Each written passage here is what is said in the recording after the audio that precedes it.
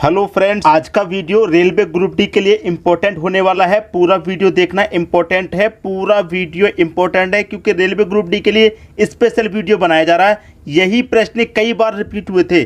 जब मैंने railway group D के प्रीवियस ईयर क्वेश्चन देखे तो ये वो प्रश्न हैं जो कई बार रिपीट हुए हैं। इसीलिए मैं ये पेपर होने वाला है ग्रुप डी का, और बहुत सारे बच्चों का पेपर है, किसी का 17 तारीख का है, किसी का 28 तारीख का है।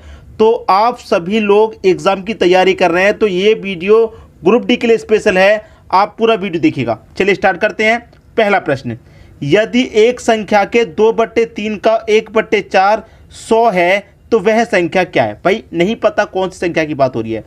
यदि एक संख्या, ये जो एक संख्या क्या आपको पता है क्या? नहीं पता। नहीं पता ये जो संख्या है वो क्या है? जब नहीं पता तो आप उस संख्या को x मान सकते हैं। बिल्कुल मान लिया। एक संख्या के भाई का की के दिया जाता है तो उसका मतलब क्या होता है? मल्टीप्लाई। के का मतलब मल्टीप्लाई कितना? 2/3। 2/3 ले लेंगे। 2/3 का मतलब फिर से मल्टीप्लाई कितना? 1/4। 1/4 कितना है भैया? 100 दे रखा है आपको। भाई कितना दे रखा है? 100 दे रखा है। तो पूछा वह संख्या क्या है? ये जो x है ये क्या है? ये आपको बता देना है। हो जाएगा प्रश्न, कोई मुश्किल नहीं है। अब तो बहुत आसान हो गया। देखिए अब इनको सभी को आप पलट लीजिए। इनको सभी को आप पलट लेंगे। देखिए x बराबर ये जो 100 है बराबर का यहाँ पर मैंने ले लिया, और ये जो सभी संख्या जैसे 2/3 है 1/4 इन्हें मैं बराबर के इस साइड ले जा रहा हूँ, बराबर के पल्ली तरफ ले जा रहा हूँ मैं इसको। तो 2/3 को मैं बराबर के इस तरफ ले जाऊँगा तो पलट जाएगा। पलट के कितना हो जाएगा? 2/3 बराबर के इधर जाके पलट जाएगा 3/2 हो जाएगा। ठीक है, गुने। अब 1/4 है ये भी बराबर के इधर आएगा, ये भी पलट जाएगा। 1/4 पलटेगा तो 4/1 हो जाएगा। बताइए 2 से 4 कट गया, 2 बार में कटा कि नहीं कटा? अब 3 का मल्टीप्लाई 2 से कर दी, कितना हो गया? 6 हो गया। हो गया कि नहीं हो गया? अब 6 का मल्टीप्लाई 100 से कर दो। x बराबर कितना भाई? 100 है, गुने कितना है? 6 है। तो x बराबर कितना हो जाएगा? 6 का मल्टीप्लाई 100 से हो जाएगा 600 हो जाएगा। तो x का मान मेरा कितना निकल के आया? 600 निकल के आया।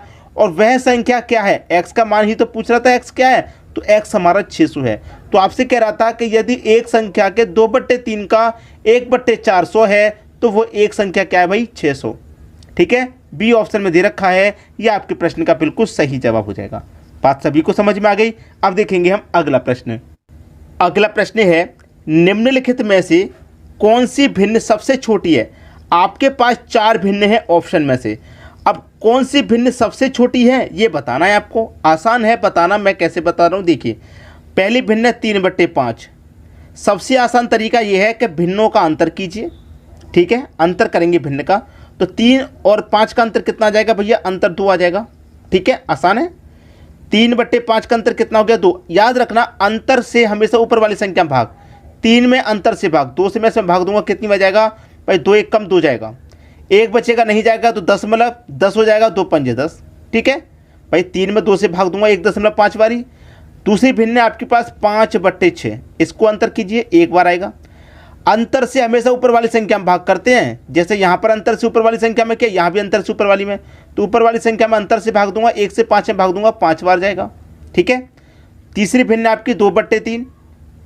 यहाँ भी अंतर कीजिए, 2 और 3 का अंतर 1, 1 से ऊपर वाली संख्या में भाग दूंगा अंतर से, 2 में 1 से भाग दूंगा तो कितनी बार जाएगा भाई? 2 बार जाएगा। 4/5 एक और भिन्न है, यहाँ भी अंतर कर लो, 1 अंतर से ऊपर वाली संख्या में भाग, ऊपर वाली संख्या में अंतर से भाग, 1 से 4 में भाग दूंगा, 4 बार जाएगा। अब देखिए आपसे पूछ रहा है कि सबसे छोटी भिन्न, भाई सबसे बड़ा तो 5 है, 5 से छोटा 4 है, 4 से छोटा 2 है, और 2 से भी छोटा कौन? 1.5। और ये किससे निकल के आया? 3/5 से। इसका मतलब 3/5 आपकी सबसे छोटी भिन्न है। अगर पूछ लेता सबसे बड़ी भिन्न बताइए तो सबसे बड़ा 5 निकल के आया, किससे? 5/6 से। सबसे बड़ी भिन्न 5/6। अब इसमें क्या होता है दोस्तों? आरोही क्रम और अवरोही क्रम भी पूछ लेता है। आरोही क्रम और अवरोही। तो आरोही क्रम का मतलब है कि बढ़ते हुए क्रम में लिखेंगे, और अवरोही का मतलब है घटते हुए क्रम में। मैं आपको लिख के दिखा देता हूँ। देखिए आरोही क्रम का मतलब है सबसे छोटा भिन्न, तो सबसे छोटा आपका क्या है? 3/5। ठीक है, फिर इससे बड़ा कौन? ये 2, मतलब 2/3 बड़ा। फिर इससे बड़ा कौन? ये, मतलब 4/5। ठीक है, और सबसे बड़ा फिर कौन? ये, मतलब 5/6। ये हो गया दोस्तों आपका आरोही क्रम। आरोही क्रम में क्या होता है? सबसे छोटे से स्टार्ट करेंगे और फिर बढ़ते चले जाएंगे सबसे बड़े तक, सबसे छोटा फिर उससे बड़ा फिर उससे बड़ा फिर सबसे बड़ा, ऐसे। और अवरोही का मतलब होता है बिल्कुल इसका अपोजिट, सबसे बड़े से स्टार्ट करेंगे फिर उससे छोटा, लास्ट में आता है सबसे छोटा। तो उम्मीद करूंगा सभी की समझ में बात अच्छे से आ गई होगी, कोई समस्या नहीं। अब देखेंगे अगला प्रश्न। अगला प्रश्न है, दो लगातार छूट 10% तथा 15% के बराबर है, एक छूट कितने प्रतिशत की होगी। कहने का मतलब ये है कि यहाँ पर आपको दो छूट दे रखी हैं 10 और 15। भाई दोनों को मिला देंगे 10 और 15 तो 25% की छूट हो गई। तो 25% आपका आंसर नहीं है, ऑप्शन में भी 25 नहीं दिया मैंने, ठीक है। दोनों को मिलाकर के एक छूट कितनी बनेगी वो आपको बताना है, ठीक है। दोनों को मिलाकर के एक छूट कितनी बनेगी, जैसे कि आपको कभी कभी दे देगा कि 50% और 50% की दो छूट, 50 और 50 मिलके तो 100 हो गया, तो इसका मतलब पूरी फ्री थोड़ी मिल जाएगी कोई चीज़, ऐसा नहीं होता। वो चीज़ सीख लीजिए। जैसे मान लीजिए कोई भी चीज़ आपकी अपने आप में कितनी की है, 100 की है, 100% है, 100 की है। अब 100 में क्या हो जाएगा, पहली छूट 10 की है, भाई 10 की छूट है तो 100 में से 10 घटा देंगे मतलब 90 की मिलेगी, परसेंट का मतलब बटे में 100। और दूसरी कितने की है भाई, 15 की छूट है तो 100 में से 15 घटा देंगे मतलब 85, परसेंट का मतलब बटे में 100 हो जाएगा। यहाँ पे 100 से 100 यहाँ कटेगा, ठीक है। यहाँ 0 से 0 कटेगा, 5 से कटेगा 2 बार में, 5 से कटेगा ये 17 बार में, ठीक है। और देखिए 9 का मल पे 17 से कर दो, 9 सत्ते 63, 9 सत्ते 63, 63 का आ जाएगा आपका 3, कैरी का 6, 9 एक कम 9, कैरी का 6 जोड़ देंगे तो 15, 153 हो गया दोनों का मल्टीप्लाई। और डिवाइडेड बाई कितना है, 2 है। अब 2 से आप इसमें डिवाइड कर दीजिए, कितनी बार जाएगा भैया, ये जाएगा 2 सत्ते 14, एक बचेगा 13, ठीक है, 2 छिक्के 12, क्लियर है, 2 छिक्के 12। अब एक बचेगा, नहीं जाएगा, दशमलव लग जाएगा, 10 हो जाएगा, 2 पंजे 10। अब भैया कोई चीज़ हमारी 100% की थी, 100 से कितने की बिक रही है, 76.5, मतलब 100% की मेरी कोई चीज़ है और 100 में से अब बिच रही है वो, अब मैं उसे बेच पा रहा हूँ 76.5 में, तो 100 की चीज़ को मैं 76.5 में बेच रहा हूँ, इसका मतलब छूट कितने की दे रहा हूँ, तो 100 में से इसको घटा दो मतलब 23.5 आएगा कि नहीं आएगा, तो इतने की छूट दे रहा है वो 10% और 15% दोनों को मिलाकर के कितने की छूट दे रहा है, 23.5 की दे रहा है, तो 23.5% की वो छूट दे रहा है दोनों को मिलाकर, और वो वस्तु अब इसको इतने में बेच रहा है। सभी को समझ में आ गया प्रश्न, कोई किसी को परेशानी नहीं। अब देखेंगे हम अगला प्रश्न। अगला प्रश्न है, यदि एक वस्तु की लागत 26 रुपये है और उसे 15% लाभ से बेचा जाता है तो उसका विक्रय मूल्य क्या होगा। बहुत ही बढ़िया प्रश्न है दोस्तों। देखिए कोई भी एक वस्तु है, उसकी लागत मूल्य 26 रुपया, मतलब उसका कॉस्ट प्राइस जो है वो 26 रुपये है। अब 26 रुपये की चीज़ को हम 15% के लाभ पर बेचेंगे तो विक्रय मूल्य क्या होना चाहिए। देखिए आप मान लीजिए कोई भी वस्तु होती है वो अपने आप में 100% होती है, और यहाँ पर जब लाभ की बात कर रहा है तो 100 में लाभ जोड़ लीजिए, 100 में मैं 15 जोड़ लूँगा, मतलब 100% की चीज़ को मैं 115 में बेच रहा हूँ, यही तो हो गया भाई। 100% की चीज़ को 115 में बेचूंगा तभी तो 15% का लाभ होगा, और परसेंट का मतलब आप अच्छे से जानते हैं कि बटे में 100 होता है, ठीक है। बस प्रश्न सॉल्व हो गया।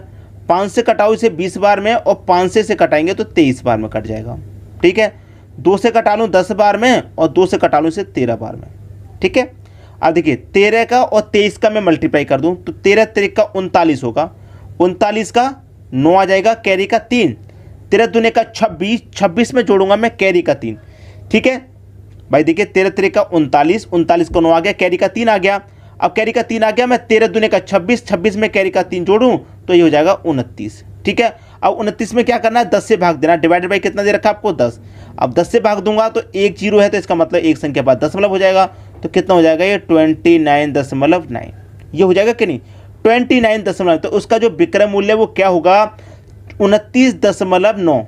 भाई कहाँ दे रखा 29.9, ये दे रखा है बी ऑप्शन में, ये आपके प्रश्न का सही जवाब है।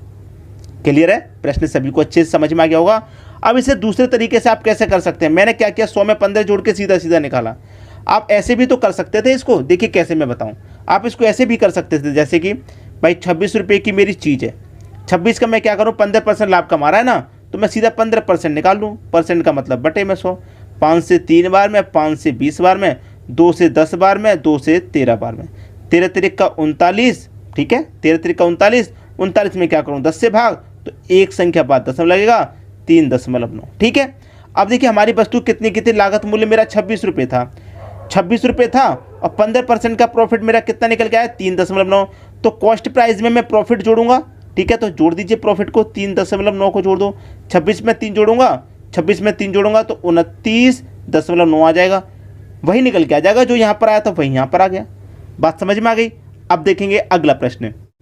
अगला प्रश्न है, यदि 15 आदमी 8 घंटे प्रतिदिन काम करके एक दीवार को 10 दिनों में बनाते हैं तो केवल 8 आदमी कितने घंटे प्रतिदिन काम करके उस दीवार को 10 दिन में बना लेंगे।